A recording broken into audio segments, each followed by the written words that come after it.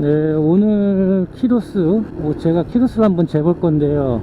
지금 뒷자리가 548이에요. 제 오토바이가 548이고, 끝날 때는 몇 킬로로 끝나는지 오늘 한번 확인해 보려고 합니다. 지금 주말도 계속 15시간 이상씩 콜을 탔고요. 지금도 오늘도 콜을 15시간 이상 탈 텐데, 계속 똥콜 위주로 배달을 하다 보니까, 제가 이동해야 되는 키로수가 엄청 많은 것 같아요.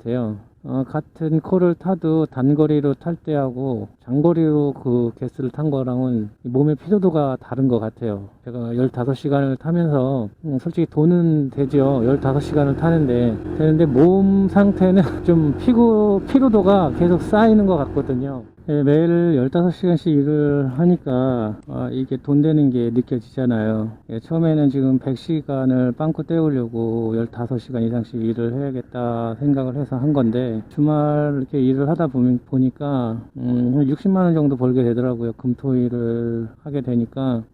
그러다 보니까 사람이 욕심이 생겨요. 몸이 축나는 느낌도 들고 돈이 좀 어느 정도 된다는 생각도 드는데, 몸이 축나는 느낌보다 돈 되는 느낌이 더 좋은 거예요. 두 개 다 오는데 지금 감도는. 그래서 이게 이러다가는 진짜 또 15시간씩 맨날 일을 하지 않을까 싶은 생각이 막 들어요. 그러다 보면 또 몸이 축나겠죠. 이 욕심도 좀 내려놔야 되는데, 지금 경기 사정이 그렇지 않으니까 이런 욕심도 계속 생기는 것 같고, 사람들이 돈의 노예가 되지 말라고 하는데, 저는 뭐 노예는 되지 않더라도 돈의 중요성은 좀 알아야 될 것 같아요. 자본주의 사회에 살고 있는데 돈 없이 솔직히 할 수 있는 일들이 거의 없어요. 돈을 가지고 있어야 무엇이든 할 수 있는 사회에 살고 있으니까 그 돈의 노예는 되지 않더라도 중요성은 좀 알고 있어야 될 것 같다, 이런 생각을 좀 하고요.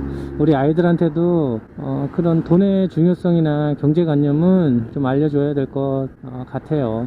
아이들이 사달라는 거 다 사주고 해달라는 거 다 해주고 입히고 다 하는 거 좋죠. 솔직히 부모 마음인 제 마음은 못 해주면 안타깝고 속상하고, 뭐 그런 이유 때문에 제가 또 우울증도 심하게 다시 재발도 했고 그렇긴 한데, 그래도 아이들한테 무조건적으로 다 해주기만 하다 보면 우리 아이들이 정말 나중에 좌절이라는 거를 겪게 됐을 때 다시 일어날 수 있을까, 이런 또 고민도 돼요. 정말 작은 일인데 그거를 이겨내지 못하고 잘 살아갈 수 있을까라는 생각이 들어서 해주고 싶지만 또 못 해줄 때 저도 속상하고 아프지만, 그래도 그러한 사소한 조그만 좌절들은 아이들이 커가는 데 있어서 어느 정도 필요한 부분이 아닐까 싶어요. 뭐 제가 엄청 잘 살고 돈이 많고 그러면야 이런 생각은 조차 뭐 하겠냐마는, 제가 그렇게 못하니까 아이들한테 없는 살림에 그렇게 해다 주다 보면 나중엔 어떻게 될까 싶은 생각이 문득 들더라고요. 그래서 아이들한테 어느 정도의 좌절감은 저도 괜찮지 않을까, 큰 좌절은 아니어도 그래야 그 경험으로 삶을 살아가는 데 있어서 정말 큰 파도가 왔을 때 헤쳐나가지 않을까 싶어요. 일주일 전에 뭘 사줬는데 그게 없대요. 또 사달래요, 그거를 아이가. 그래서 야, 일주일에 사준 게 어디 갔느냐 했더니 놀이터에 두고 왔는데 없어졌다는 거예요. 근데 그 잊어버린 게 중요한 게 아니고, 저는 그게 자기가 정말 사고 싶다고 해서 제가 사준 건데 그랬으면 그걸 되게 소중하게 생각을 해야 되는데, 그 소중하게 생각을 하질 않는 것 같은 거예요. 그냥 아무렇지도 않게 잊어버렸다, 없다, 다시 사야겠다, 이렇게 얘기를 하니까 제가 너무 화가 나더라고요. 그거를 또 이게 뭐 회사 같았으면 라떼인데, 제가 어렸을 때는 제가 부모님이 사주신 로봇을 정말 안 잊어버리고, 그리고 누군가가 그거를 누나가 감추면 그게 없어졌는 줄 알고 엄청 속상해하고 울고 막 했었는데, 우리 아이들은 잊어버렸으니까 다시 사야 된다라는 게 너무 당연시 얘기를 하는 게 너무 화가 나서 제가 뭐라고 했어요. 이게 다시 사는 문제가 아니라 네 물건을 소중하게 생각을 좀 해라. 그리고 이걸 얼마짜리인데 이걸 그걸 살려 그러면 아빠가 회사에 가서 얼만큼 일을 해야 되고 하는지 아느냐, 그 돈의 개념을 좀 알았으면 좋겠다, 이제 이야기를 하는데, 이게 꼭 화풀이처럼만 느껴지는 거예요. 이 돈의 소중함을 알려줘야 되는데 아빠가 그걸 벌려면 얼마나 일을 해야 되는데 아니냐고 이렇게 얘기를 하고 있어서 약간 취지가 좀 다른 개념으로 간 것 같아서 미안하긴 한데 아이한테 하여튼 그런 부분이 있더라고요. 그러니까 필요한 건데 당연히 사야 되는 건 맞겠어요. 근데 그걸 되게 소중하게 안 생각하는 것 같아서 우리 아이들을 진짜 어떻게 제가 해야 되나 이런 생각이 막 들더라고요. 그러면서도 또 그걸 안 사주면 제 마음이 불편하고 참 안타깝네요. 저는 커피를 좋아하는데 요즘에 스타벅스 커피에서 한 번도 사 먹어본 적이 없어요. 스타벅스 커피가 비싸다는 얘기는 아니고요. 제가 생각할 때는 저한테는 비싼 커피라고 생각하기 때문에 안 사 먹는 거죠. 그 스타벅스 커피를 사 먹으면 그 스타벅스 커피의 가격이 내 노동 시간이 얼만큼 들어가 있다라는 걸 느끼니까 그걸 하려면 얼만큼 내 노동을 투자를 해야 되니까 먹고 싶지만 그 정도 시간하고 이게 맞아질까? 따져봤을 때 아니다 싶은 거예요. 내 노동의 시간을 스타벅스 커피랑 바꿔먹기에는 제 노동의 시간이 너무 아까운 거예요. 그래서 안 사 먹게 되고 하는데 예전에는 아이들이 뭘 사달라고 해도 그냥 다 사주고 그랬었죠. 회사 생활할 때도 마찬가지였고 뭐 회사 생활할 때는 커피도 마찬가지로 스타벅스 커피를 그냥 톡톡 사 먹었죠. 뭐 그 시간 가능하겠다 이런 생각도 뭐 안 한 것 같아요. 그냥 사 먹은 것 같고 그때 일도 힘들고 지금 일도 힘들고 하지만 정신적 스트레스는 그때 일이 더 심했고 육체적 피로도는 지금 일이 훨씬 힘들죠. 신경 써야 될 부분도 많고 위험성도 높으니까 그래서 그땐 사 먹었지만 지금은 스타벅스 커피를 못 사 먹고 그때 일보다는 육체적인 노동으로 봤을 때 지금 일이 훨씬 힘든 것 같고 그래서 아이들한테 그리고 뭘 사주거나 아니 집에서 무엇을 사야 할 때 기준점이 지금의 내 노동시간하고의 기준점이 되더라고요. 뭘 하나 사더라도 10,000원짜리 하나를 사더라도 정말 내 노동의 시간 오토바이를 1시간 타면서 벌어야 되는 돈을 지금 사고 싶은 거에 투자를 해도 되는 건가 써도 되나 이렇게 기준을 계속 생각하게 되더라고요. 그 기준점이 생기다 보니까 돈의 가치가 크게 느껴지더라고요. 그만큼 제 노동 시간이 어려운 시간인 걸 아니까. 근데 그걸 저만 아는 것 같아서 속상하고 어떨 때는 아이들이 알아줬으면 좋겠는데 아니 지금 뭐 초등학교 3학년짜리가 그리고 애가 우리 아빠 하는 일이 너무 힘드니까 난 돈을 아껴 써야 돼 이렇게 생각하는 것도 웃기죠. 애는 애다워야 되고 지금 그렇게 생각하는 게 맞는데 그냥 제가 그렇다 보니까 알아줬으면 하는 생각도 든다라는 말이지. 하여튼 이게 우리 아이들 이 경제관념을 어떻게 정착시켜 줘야 될지 또 하나의 고민입니다. 아이들은 아이였을 때 아이다워야 되고 어른은 어른이었을 때 어른다워야 맞는 건데 그 적정성이 어느 정도가 맞는 건지 저는 정확하게 모르겠어요. 그래서 지금 생각에는 그래요. 너무 아이들이 다 사달라고 하는 거나 해달라고 하는 것들을 무조건적으로 내가 다 해줘야 될 필요성은 없다. 애들을 위해서나 나를 위해서나 그래야 될 것 같다라는 생각이 좀 들긴 들어요. 그래서 그렇게 좀 해보려고. 그리고 또 뭐 다른 집처럼 펑펑 다 그래 아빠는 많으니까 너희들은 그런 생각하지 말고 사고 싶은 거 다 사고 먹고 싶은 거 먹고 하고 싶은 거 다 해. 아빠가 돈은 다 대줄 테니까 이러고 싶은데 그걸 못하는 사정이니까 그렇게는 못하고 그래도 어느 정도 못 사주는 거에 대해서는 너무 미안해하지 말고 해야겠어요. 저도 이 강원도 평창 꼴짜기에 가서 보면 그쪽엔 되게 땅이 척박해요. 그래서 산을 개간해서 이렇게 밭농사를 짓고 하는데 그 밭농사를 지어서 개간할 때 돌들이 그렇게 많이 나오거든요. 그럼 이 돌들을 밭 주변에 가장에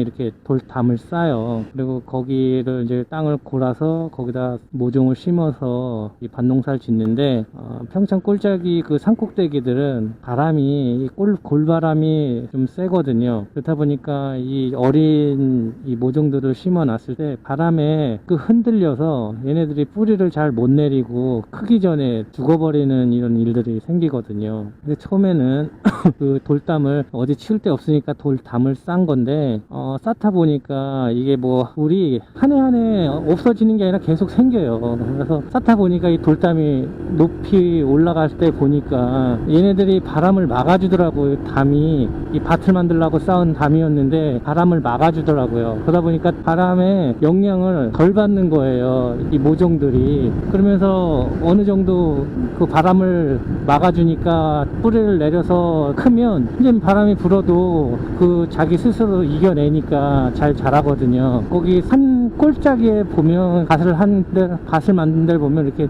돌담을 쌓아놨는데, 이 돌담들을 또 보면 촘촘히 안 쌓여. 돌이 그럴 수도 없고 정형화된 돌로 쌓는 것도 아니다 보니까 촘촘히 안 쌓아지고 듬성듬성 구멍도 있고 해요. 또 그러다 보니까 그게 그 구멍으로 바람들이 세게 치었을 때는 바람이 새는 거죠. 그러다 보니까 그 돌담이 안 넘어지더라고요. 그걸로 바람이 이렇게 새니까. 그리고 그 어린 모종들도 바람이 불었을 때 완전히 막혀 있는 것보다 어느 정도 바람이 살랑살랑 들어오니까 그 살랑살랑 되는 바람을 이겨버릇하면서 뿌리를 내리니까 나중에 성장했을 때 정말 큰 바람이 와도 쓰러지지 않고 잘 성장해서 열매를 맺더라, 이런 게 밭농사에도 있더라고요. 그런 걸 보면서 그 담은 부모의 역할이었을 거고 그 어린 모종은 우리 아이들이었을 텐데 거기서도 그 삶의 이치가 있는 것 같아요. 담이 너무 촘촘했다고 그 어린 모종들을 보호해 주겠다고 너무 촘촘히 틈없이 쌌다 그러면 그 돌이 정말 큰 바람이 왔을 때 넘어졌겠죠. 넘어지면서 그 담이 그 어린 모종들을 쓰러뜨리고 깔고 뭉개었을 거고, 또 그 바람들이 결국 그 모종들을 다 휩쓸어 버렸을 텐데, 그렇지 않고 어느 정도의 틈도 남겨놓고 바람이 새 들어가서 아이들 그 모종에 영향을 주게 만들어 놓으니까 담도 안 넘어지고 뭐 그 모종들도 잘 자라고 결국 열매를 맺게 되는 그런 것처럼 우리도 그렇게 살아야 되지 않나 싶어요. 아이들한테 너무 다 맞춰주고 완벽한 부모가 되려고 하다 보니까 저처럼 좀 힘들고 우울해지는 일도 좀 생기고 하니까 어느 정도의 틈을 좀 만들어 놓자. 우리도 나도 숨을 쉴 수 있는 어느 정도의 공간은 있어야 되지 않을까 싶네요. 예, 지금은 5시 30분이고요 식사를 하러 집으로 갈 생각입니다. 제가 저녁 먹기 전까지 키로수를 보니까 아침엔 500대였었는데 지금 670km 정도 되네요. 아침에 제가 몇 킬로 시작을 했는지 그걸 까먹었네요. 기억력이 이렇게 약하네요. 영상을 봐야 알 것 같고, 네, 맞네요. 669니까 뭐 670이 맞네요. 그때까지 가면은 670 될 것 같아요. 그걸 이제 계산을 해서 확실하게 킬로를 탔는지 이겨 놓겠습니다. 낮에 왔던 금호동을 또 오게 됐네요. 이쪽으로 배달을 하면서 이동하면서 비가 좀 내렸어요. 비가 내리면서 좀 미끄러워졌는데 저는 신호를 대기를 하고 있었고 이던 오토바이가 뚜껑에 미끄러져서 넘어지는 거를 못 봤거든요. 쳤겠죠 당연히. 근데 나서 털길래 괜찮겠다 싶었는데 하여튼 아마 이 종아리나 이쪽이 다 까졌을 거예요. 오토바이랑 이렇게 슬립을 했기 때문에 속도가 있어서 당시에는 괜찮은 것 같은데 아마 그분 많이 쳤을 것 같아요. 이 흠치나 무릎 이런 쪽에 다 까졌을 것 같은데 그런 걸 보면 제가 사고 난 것도 아닌데 등골이 오싹오싹해요. 더 조심하게 운전을 하게 되고, 다행히도 지금은 비가 그쳤네요. 비가 오면 모든 게 다 미끄러워요. 저도 아까 페인트에 미끄러웠었는데 그리고 눈 올 때는 서행하면서 천천히 다니는 게 최선인 것 같아요. 아까 그분도 젊으신 분인 것 같은데 너무 빨리 달리시다가 그렇게 사고 당한 것 같아서 정말 저뿐만 아니라 다른 분들도 다 그런 사고가 없었으면 좋겠어요.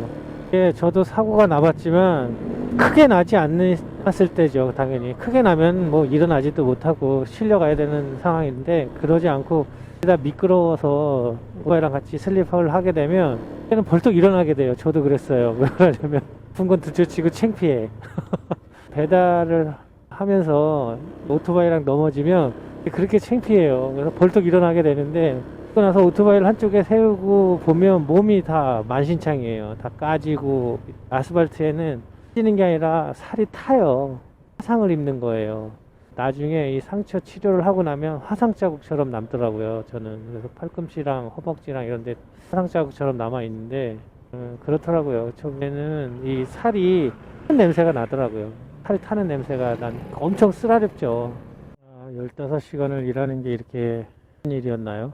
2년 전에는 15시간 하는데 힘든지 모르고 일을 했던 것 같은데 좀 힘드네요. 그때는 15시간 일하면 30만 원은 넘게 벌었으니까 안 쉬고 일을 하니까 보너스까지 해서 1000만 원을 벌더라고요. 그때는. 옛날이요. 그때가 그립네요. 15시간을 일해도 그때는 뭐 그렇게 수익이 나니까 편한지 모르는 거죠. 오늘도 저와의 약속 15시간 일을 성공했습니다. 더 타려고는 했었는데 아무래도 지금 여기가 동호동 쪽으로 오다 보니까 이태원이나 용산구 쪽으로 넘어갈 것 같아서 오늘은 여기서 마무리하려고 했습니다. 41콜 탔고요. 이거는 19만 원에서 조금 빠졌고요.